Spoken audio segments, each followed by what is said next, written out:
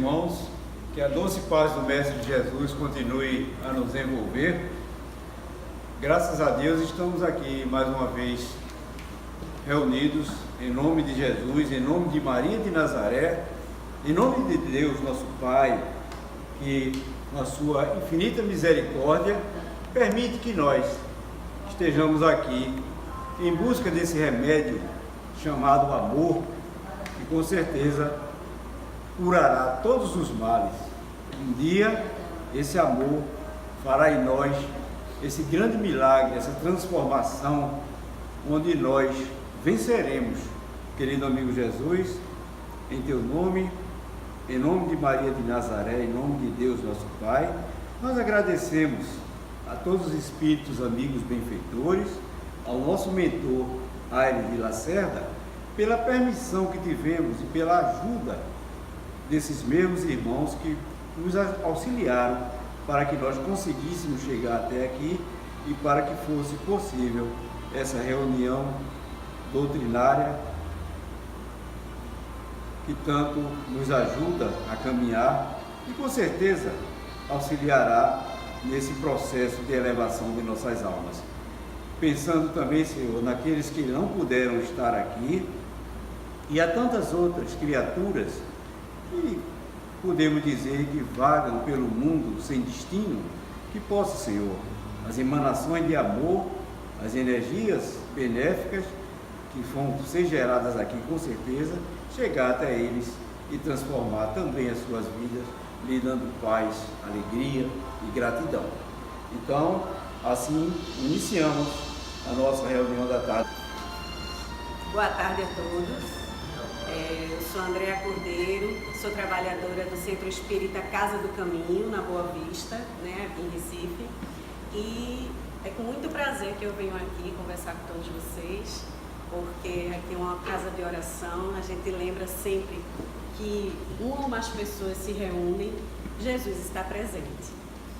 E sejamos encarnados ou desencarnados, estamos sempre a aprender, sempre a elaborar algumas coisas do nosso íntimo para que possamos melhorar a cada dia.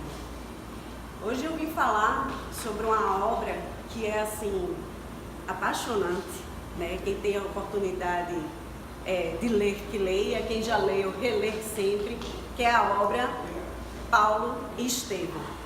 Paulo e Estevão, a obra psicografada por Chico Xavier, ditada pelo Espírito Emmanuel, e é de uma transformação surpreendente no espírito de todos nós. É uma obra de muita paixão para mim, para todos os trabalhadores da Casa do Caminho, porque a mentora espiritual de nossa casa é Anjo Abigail. E Abigail faz parte aqui da obra de Paulo Estevão. Então, é a obra basilar de nossa casa, fora a codificação, é a obra base que aqui tiramos todos os nossos aprendizados para o verdadeiro espírita, o verdadeiro cristão, aquele que quer se transformar o seu íntimo no labor e na seara do Cristo. Lembrando primeiro que Paulo Estevão, ele traz à tona a questão do cristianismo primitivo. E dentre todos nós que aqui estamos, há mais de 2000 anos que Jesus já veio ao planeta Terra, divulgar o Evangelho, falar para todos nós dessa missão de amor. E todos nós, até hoje, estamos aprendendo ainda a falar de amor. Muitos de nós aqui presentes, e ausentes, pensamos muito sobre o que é esse amor. Na primeira pergunta do Livro dos Espíritos tem: que é Deus? A gente tinha noção de quem? Hoje a gente sabe que é Deus. Que é Deus em nosso coração, em nossa ciência, em nossa mente, em nosso ser. O Ser Supremo, nosso Criador. E a gente vem elaborar nessa obra o que é o amor. Hoje a gente já tem noção do que é Deus em nossa vida. E o que é o amor? A gente sabe realmente lidar com esse amor fraternal que estamos todos aqui no planeta Terra trabalhando para se tornar esse verdadeiro trabalhador do Cristo, na seara do Cristo. Aqui nessa obra a gente tem verdadeiros exemplos de trabalhadores do Cristo, exatamente nesse cristianismo primitivo. A gente não tem mais o cristianismo primitivo, a gente já tem aqui tantos desenvolvimentos nas tecnologias, nas ciências, nas indústrias, e a gente ainda está aprendendo sobre o Cristo, depois de tantos anos. E quando a gente está aprendendo ainda sobre o Evangelho de Jesus Cristo, a gente está aprendendo sobre nós mesmos. Nessa busca do autoconhecimento do que somos enquanto seres biopsicossociais e espirituais. Então, quando a gente faz essa reflexão, porque Paulo Estevão é um livro de estudo e de reflexão em nossas vidas. Por isso que quando a gente termina, a gente volta. A orientação da espiritualidade da nossa casa não estudou tudo, volta, porque tudo que a gente precisa para aprender está aqui nessa obra. Nessa obra Paulo Estevão. Inicialmente, antes de ler, né, lá muitos anos atrás, no início da nossa casa tem 17 anos, e quando a gente foi orientado a ler e estudar, porque não foi só ler, a gente tinha que estudar mesmo, anotando tudo que a gente vai aprendendo, e a gente anota de novo, e cada vez que a gente lê tem uma novidade. Meu Deus, como é que eu não pude ver isso? Estou vendo novamente. Até que a espiritualidade nos orientou que todas as atividades assistenciais da nossa casa foram retiradas desta obra. Eu disse, nossa, que coisa maravilhosa, né? Então a gente tem tanto ainda a aprender, e a gente estudando e analisando toda a reflexão que essa obra nos traz. Aqui é logo após que se inicia, né? Para quem ainda não leu a obra, a gente não está aqui para falar da história, porque a gente está aqui para divulgar, né, este trabalho de Paulo. Então, logo no início, por que Paulo Estevão? Porque a gente já começa a obra e, meu Deus, a gente se apaixona por Estevão, que antes tem o nome de Gesiel, né? Começa a história com Gesiel e Abigail, acontecem muitas situações na vida deles, e Gesiel adota o nome de Estevão quando ele se torna cristão. Então ele tem conhecimento do Evangelho de Jesus, e ele, como um judeu que estuda profundamente o Evangelho, ele diz, esse aqui é o Messias. Ele já veio, e a gente tem que continuar a sua obra, enquanto outros judeus ficam, o Messias ainda está por vir. Não entende a mensagem do Evangelho, não entende a mensagem de transformação, de amor que Jesus trouxe ao planeta Terra. E Gesiel, agora Estevão, fala, vamos trabalhar, vamos amar o próximo. E ele é dito, que loucura é essa? Né? Pelos verdadeiros judeus ortodoxos, dizia, que loucura é essa? Você está querendo enlamear o nome de Moisés? E ele, não, estou aqui para trabalhar pelo próximo. E é quando Saulo de Tarso encontra Estevão pregando o Evangelho de Jesus. E quando Saulo de Tarso encontra Estevão, isso aqui eu já estou adiantando a obra, porque eu não quero aqui falar da obra, mas eu quero trazer algumas questões aqui históricas de transformação do ser mesmo. E quando Saulo encontra Estevão falando de Jesus, ele, que é isso? Quem é esse? E começa então a ver ele como uma ameaça à obra de Moisés. Saulo é chamado doutor da lei, então era um espírito assim de extrema inteligência, sabia de todas as leis, divulgador. Então naquele tempo isso era de uma importância extrema. É como se fosse assim, conhecedor de tudo, é uma pessoa de alta conta. E aí aconteceram algumas situações em que houve a morte de Estevão. E quando houve a morte de Estevão, que era irmão de Abigail, em que eles tinham desencontrado, nessa morte de Estevão, Abigail e Estevão se encontram, ela reconhece o irmão dela, Gesiel. Abigail era noiva de Saulo de Tarso ainda. E Saulo, diante de sua impetuosidade do espírito, ele diz que não quer mais saber de Abigail, porque não admitia como é que ela pode ser irmã daquele homem que foi apedrejado amando dele, estava morrendo em seus braços. E Abigail, Saulo, isso não tem nada a ver, porque Estevão em nenhum momento tem raiva de Saulo. Ele disse a Abigail, do mesmo jeito que ele amou a Moisés, ele vai ser um ferrenho trabalhador do Cristo. Porque Abigail não entendia que Cristo era esse, nem Saulo. Então, depois dessa briga entre eles, Abigail tomou um rumo, Saulo tomou outro, começou a perseguição aos cristãos, que se desenrola tudo isso na primeira parte da obra, e é quando, depois de um tempo, Saulo, arrependido, triste, reencontra Abigail e quer retomar os laços de amor. Mas Abigail estava doente, muito doente, e não pôde efetuar essa situação de casamento, de vida a dois que eles tanto desejavam.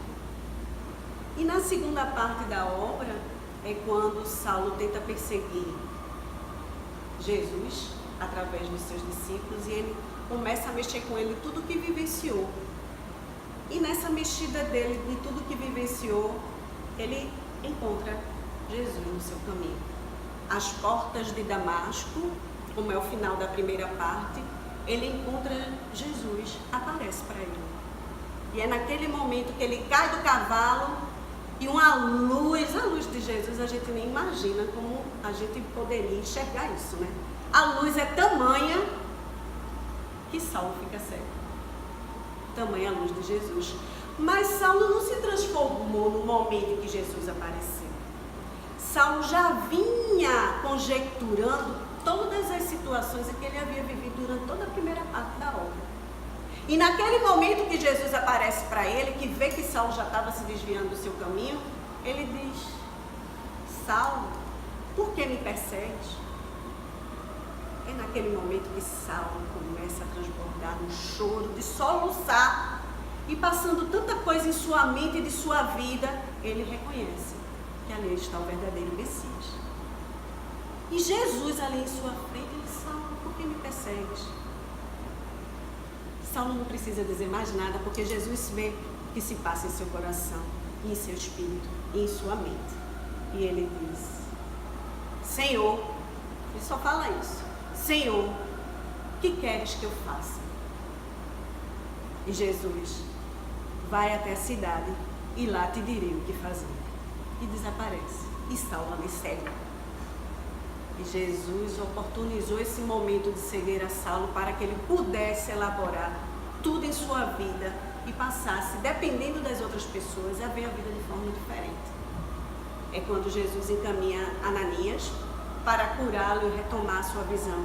E ele aí já segue trabalhando para o Cristo. Com a mesma impetuosidade, força e coragem que ele defendia Moisés, ele passou a defender o Cristo. E com essa mudança, a gente não consegue entender muitas vezes, ele foi considerado pelos judeus um louco. Como é que um doutor da lei, defensor da lei de Moisés, vai agora falar desse carpinteiro nazareno, um pobre nazareno, que permanecia entre os pobres? Ele é louco. Ele agora está louco. Como é que ele veio falar de Jesus, divulgar esse evangelho de Jesus? Ele está louco. E assim ele foi dado na segunda parte como louco pelos seus compatriotas e começou a trabalhar para o Cristo. E trabalhando para o Cristo, ele encontra a igreja do caminho, encontra Pedro, que mostra os evangelhos de Jesus. E ele começa todo o seu labor apostólico. E aí quando tem a mudança para Paulo. Então a mudança de uma letra tem a mudança também de sua vida no labor apostólico para Jesus Cristo. Assim como todo o seu exemplo, porque só lendo e estudando a gente vai entender a dimensão do que é Jesus em nossa vida e o que é esse cristianismo em nossa vida. Então, eu falei de uma maneira muito sucinta, muito breve, para que a gente entenda que transformar-se, essa transformação interior, não é algo simples. Paulo foi um exemplo porque ele foi um apóstolo dos gentios. Quando os seus amigos, familiares não compreenderam, outras pessoas o compreenderam. Ele foi falar para aqueles que não entendiam que existia um Deus único. Para aqueles que não entendiam a lei. O que é essa lei? O que é essa lei de amor? Considerados gentios. E os gentios não eram vistos como pessoas de bom caráter, assim, podemos dizer, eram ignorados. E ele foi falar para eles. Foi falar para os gentios, para os pobres, para as mulheres e para as crianças, que não eram numa sociedade patriarcal, né, onde os homens têm toda a rédea da situação e fazem as orações no sinédrio, na sinagoga, que hoje sinagoga, sinédrios. As mulheres não penetravam ali os recintos. E ele falava para todos, sem exceção. Então, com Paulo de Tarso, a gente vai entender o que é Deus em nossa vida. O que é esse projeto de Deus em nossa vida. Por que a gente precisa se transformar interiormente? Quando é que a gente vai entender que esse cristianismo primitivo vem à tona sempre nessa obra Paulo Estevam, que a gente é orientado a estudar sempre, para que a gente possa ter vivo dentro de nós a necessidade de se melhorar, a necessidade de se transformar, a necessidade de ser uma pessoa melhor, porque os dias de hoje não estão muito diferentes de antigamente. Antigamente, em Roma e em outras cidades, a situação moral já estava numa situação de bastante decadência. Era promiscuidade, era prostituição, era roubo. A gente diferencia muito de hoje? Não diferencia muito, não. Então a gente tem a ideia de que a gente evoluiu, de que agora somos civilizados, de que todos têm um entendimento e um conhecimento de que é Jesus em nossa vida. Não. Mas a gente percebe que não. A gente percebe que a gente é que precisa do Cristo. Muitas vezes nós nos afastamos de Jesus, nos afastamos de Deus, mas é a gente que se afasta. Ele não se afasta de nós. Ele está do nosso lado porque a partir do momento que a gente quer fazer o nosso melhor, a gente atrai bons espíritos. Os bons espíritos sérios, trabalhadores, eles cercam aqueles que têm um bom coração, que intentam o bem, que intentam fazer algo melhor e que é um instrumento da obra do Cristo na vida de muitos. Isso tudo é sintonia, isso tudo é conscientização, é vibração, é energia. Energia a gente não mente, fluido a gente sente, a gente não engana. Da mesma forma que existem pessoas que a gente ao se aproximar não se sente bem. Poxa, não estou me sentindo bem perto de fulano. Que energia é essa que fulano está emanando? Da mesma forma, podemos sentir o oposto. Nossa, como eu me sinto bem perto de fulano. Fulano está numa boa vibração, me sinto tão bem, que às vezes a gente até se torna um pouco vampiro, né? A gente quer sugar a energia do outro, a gente começa a ficar mal, estão sugando minha energia, né? Porque mas a gente... Isso é o quê? Se a gente foi alguma coisa da gente não tem, ou simplesmente quer. Ah, quando a gente suga? Ah, porque a gente ali não está equilibrado, não está numa boa sintonia, não está numa boa energia. Porque energia, sintonia é tudo, ó, pensamento. Pensamento, vibração, tudo se conecta nessa energia que a gente vai emanar para as pessoas. A gente vai emanar aquilo que a gente tem, não é aquilo que a gente aparenta. Posso estar aqui aparentando, ó, ser uma pessoa boa, ser uma pessoa saudável. Mas o nosso perispírito, o corpo espiritual, os espíritos desencarnados nos veem como nós somos. Não é o que a gente aparenta, não. Vê o nosso perispírito muitas vezes deformado, animalizado. Por quê? Porque é como a gente está realmente. É aquilo que a gente emana para as outras pessoas que diz o que a gente está sentindo, que diz o que a gente está pensando. Então depende de nós. O que é que eu quero emanar para o outro? O que é que eu quero estar pensando? O que é que eu quero estar sentindo? Não é culpa do outro, é nossa. A gente não tem que estar arranjando culpado. A gente tem que estar pensando naquilo que a gente precisa fazer, que é o nosso dever. O que é o nosso dever? Primeiro, se somos espíritas, temos que ter a ideia de que somos cristãos, né? É tudo a mesma coisa, a gente não pode diferenciar, porque ser espírita é ser cristão. Então, se é ser espírita, a gente tem conhecimento do espiritismo, a gente tem conhecimento da doutrina, a gente tem que estudar. Se a gente estuda, a gente põe em prática aquilo que a gente estuda. Porque a doutrina nos traz isso, o Evangelho nos traz os exemplos. E o livro dos Espíritos nos traz tudo que a gente precisa aprender da doutrina. O que é esse perispírito, o que é esse corpo perispiritual, o que é energia, o que é onda. Essa mediunidade, essa sensação, essa vibração. Saulo tinha uma vibração. Paulo também tinha outra vibração. A partir do conhecimento, porque Estevão tinha conhecimento. Ele era judeu, ele estudava, ele conheceu o Evangelho, mas ele sabia que ali estava o Cristo. Ele não precisou mais ninguém dizer, ele sabia que ali estava o Cristo. Mas Saulo precisou aprender na dor a reconhecer o Cristo. Somos nós. Muitos de nós aqui conhecemos a doutrina como um todo.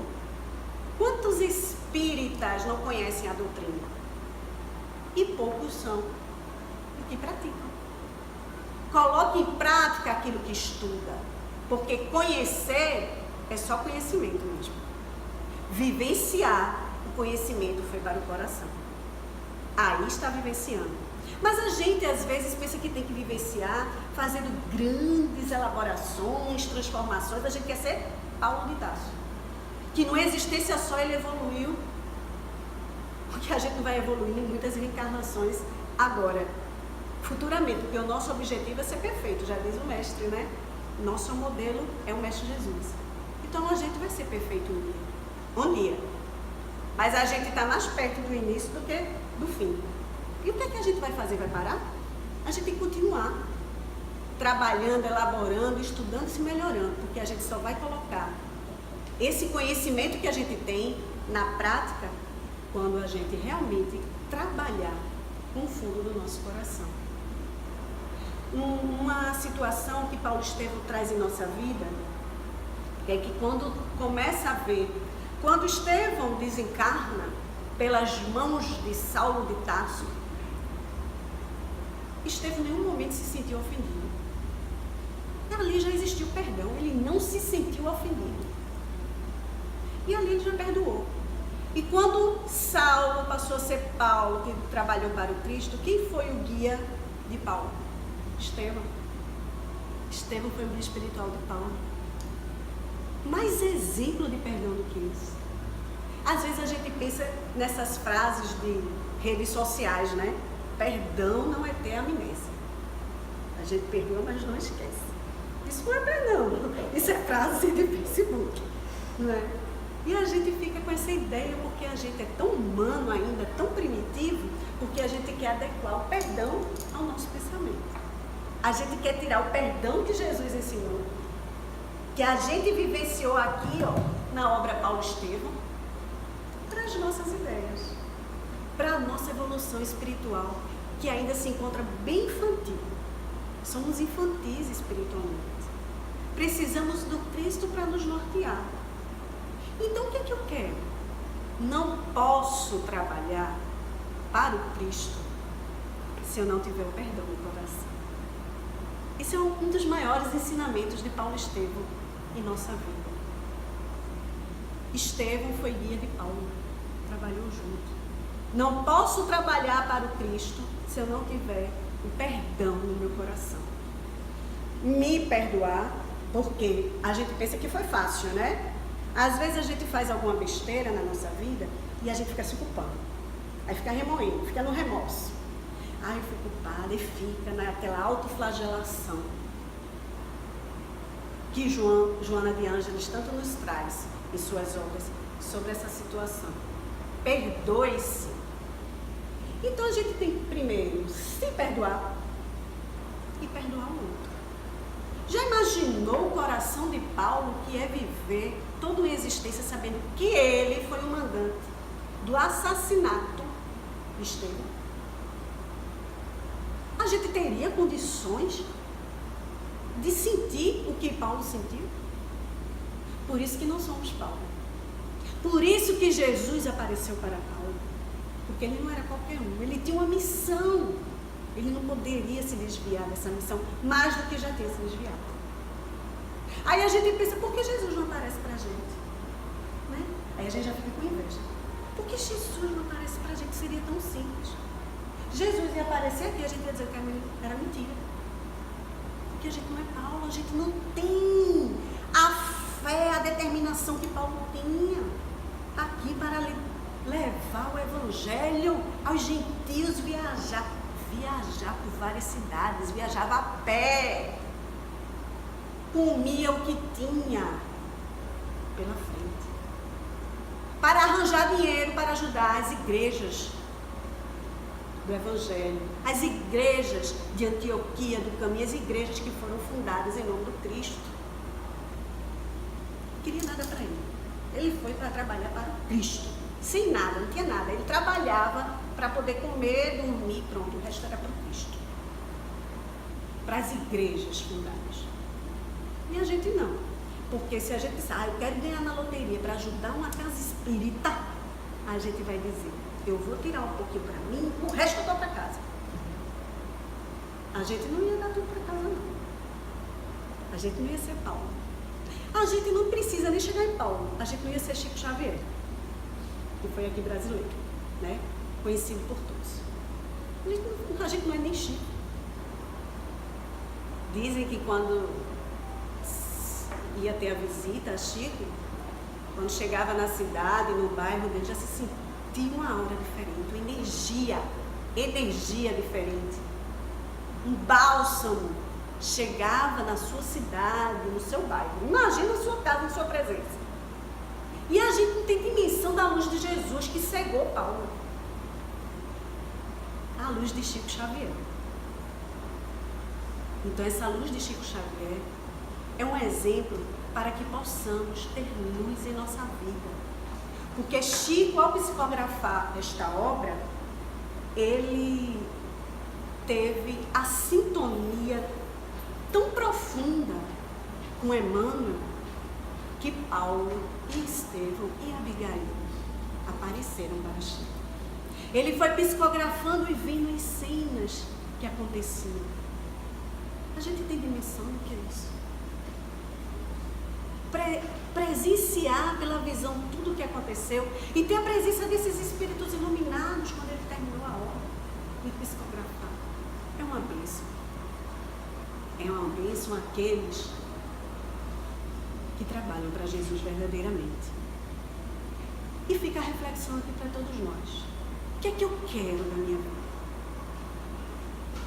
Na busca desse autoconhecimento, o que é que eu quero para a minha existência? A gente está aqui numa passagem, a gente vai desencarnar. Como é que vamos chegar no mundo espiritual? O que é que fizemos em nossa vida para dizer assim, eu cheguei, eu conquistei isso nessa existência? A gente não pode conquistar muitas coisas porque a gente ainda não é evoluído bastante. Mas a gente pode dizer, eu conquistei serenidade. Porque hoje a gente está na nossa melhor versão.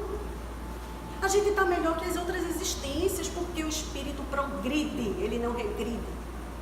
Se a gente hoje está melhor que as outras existências, e a gente sente dentro da gente tanta coisa a melhorar, o que a gente era no passado? Se a gente está na nossa melhor versão. Então, essa nossa melhor versão, ela pode ser ainda mais melhorada.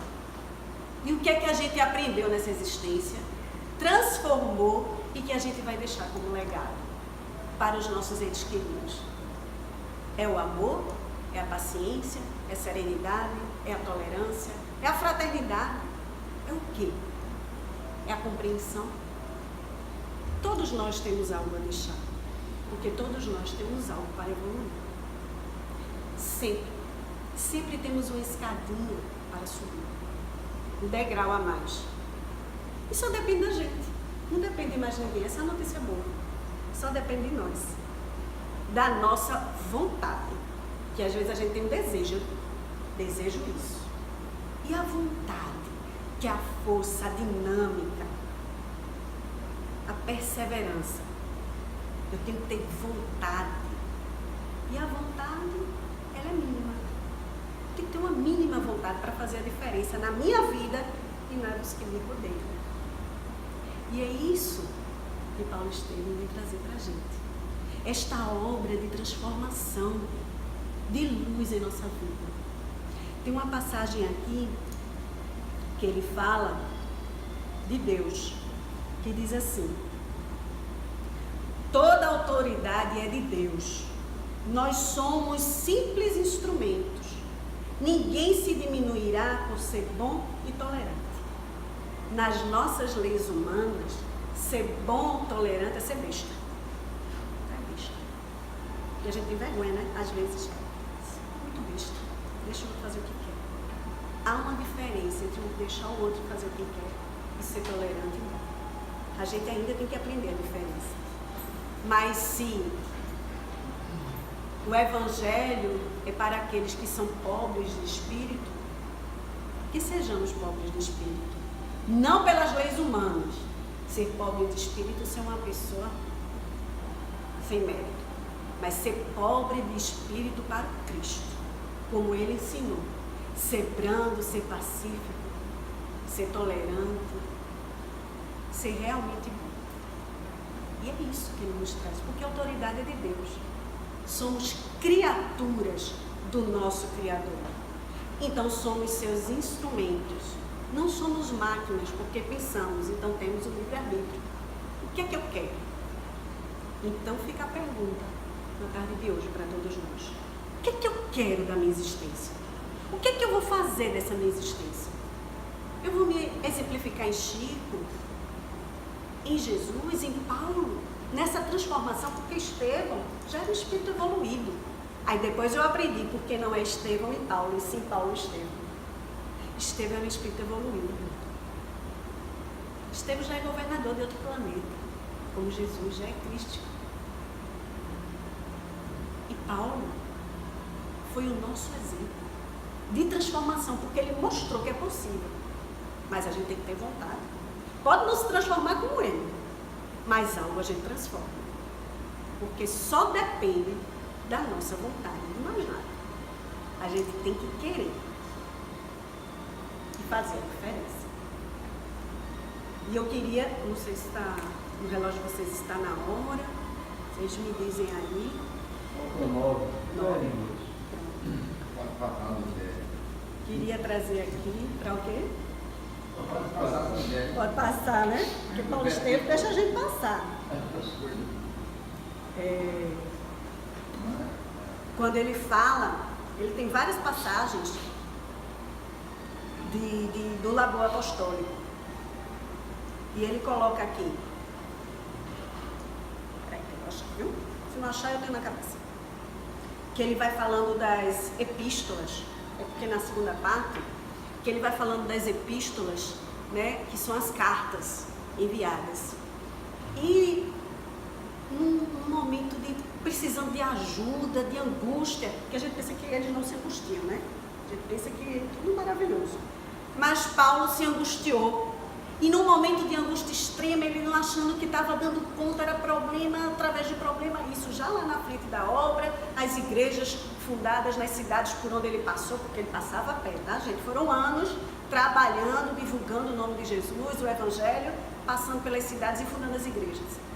E cada igreja que ele deixava na cidade, que os trabalhadores tinham problema, e ele naquela angústia, assim, Jesus, não sei o que fazer. E nesse momento de introspecção, de oração, ele sente uma brisa suave, doce.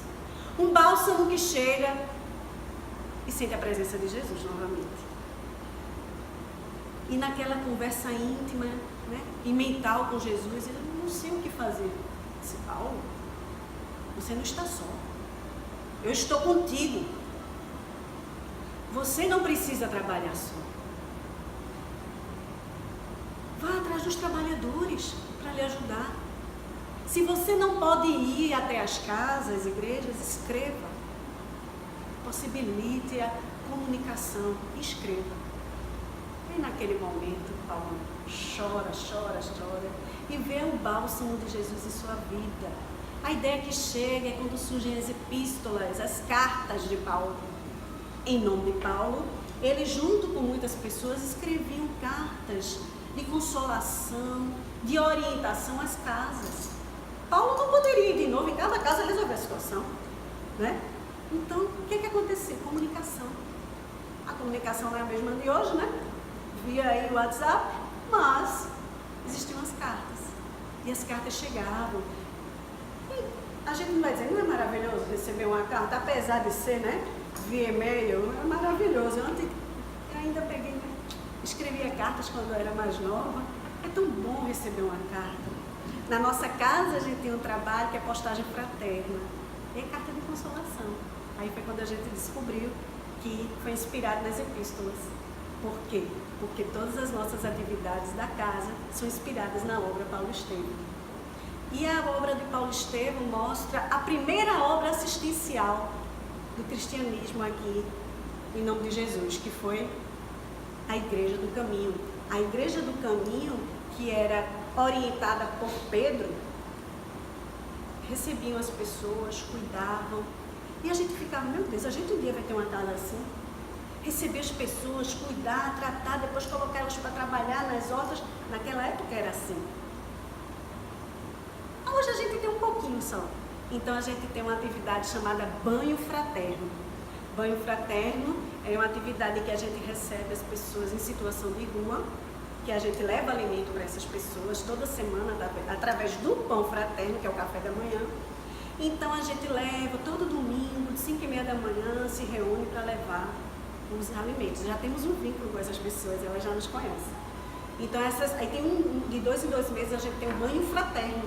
Essas pessoas que a gente atende pelo pão são levadas à nossa casa, tomam banho, cortam cabelo, cortam unha, né? Recebem um passe, recebem roupa e tem uma saladinha no final, uma saladinha de frutas no final.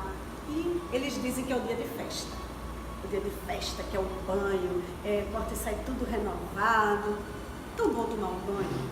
A gente queria que fosse todos os dias, né? Viver situação de rua, não tomar um banho. Então eles têm, graças a Deus, tem outras casas também fazendo banhos, né? Tem o banho itinerante.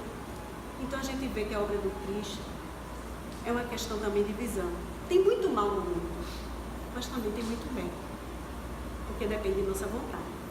Depende somente de nós. Então depende somente de nós. E com esse banho fraterno a gente sente essa aproximação com a obra Paulo Estevam, com a Igreja do Caminho. A Casa do Caminho foi inspirada, exatamente o nome foi inspirado, foi dado pela espiritualidade por causa da Igreja do Caminho. Porque a gente quer receber as pessoas, a gente quer cuidar, a gente chama, conhecem todos, a gente já tem vínculo. O nome de cada um são nossos amigos, que apenas estão em condições diferentes, financeiras. E a gente faz o que pode. Então eu gostaria de encerrar aqui falando, eu espero que eu tenha instigado a vontade de ler a obra Paulo Estevam e de futuramente estudar, porque essa obra só lendo para a gente poder sentir de verdade, de fato. Queria trazer a oração de Abigail. Abigail, no momento de sofrimento, em que estava se despedindo de Gesiel, seu irmão. Gesiel diz, Abigail, quisera ouvir-te na prece dos aflitos e agonizantes, para que eu vá em paz. Ele já estava ali no momento, né, de desencarne, e Abigail profere a prece dos aflitos. Posso fazer da prece dos aflitos a prece final? Pode ser. Pois eu gostaria de convidar todos a entrar em sintonia nesse momento com a espiritualidade maior, com essa espiritualidade que nos auxilia nesse momento, na tarde de hoje, que derrama sobre nós os fluidos que necessitamos para a nossa perseverança, coragem, saúde, equilíbrio, para a nossa fé. Que essa oração de Abigail, proferida por Abigail, seja transformação em nossas vidas. E que a prece dos aflitos mostre que de aflitos podemos também ser bálsamo no coração de outros aflitos.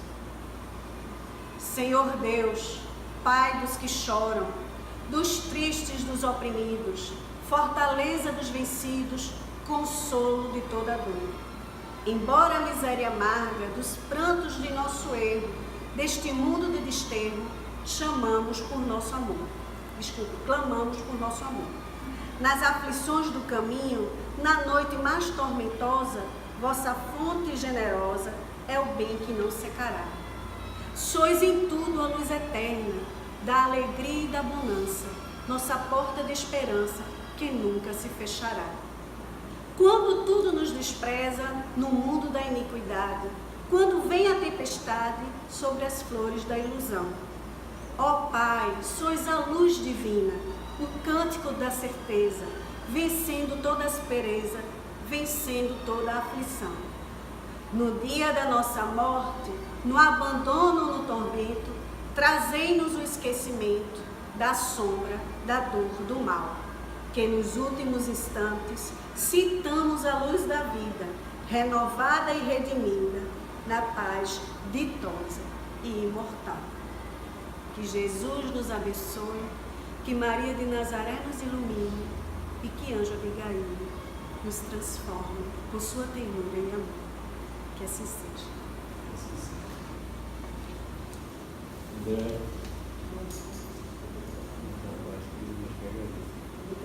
Nós agradecemos a André e enviamos através de você o nosso abraço fraterno para que todo aquele pessoal que nós já conhecemos esse trabalho do banho, né?